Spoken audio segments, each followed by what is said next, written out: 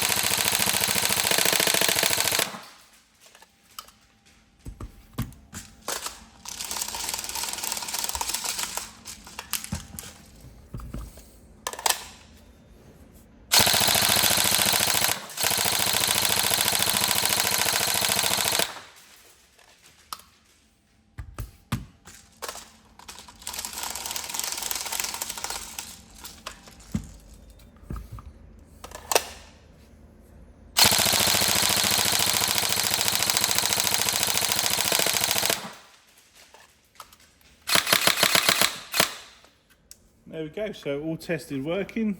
I'll say hopefully everything's all right, and I'll send you over the video today, and obviously I'll put the parts in the description for the video, and any problems let us know, but otherwise hopefully we can get this sent out to you. Thank you.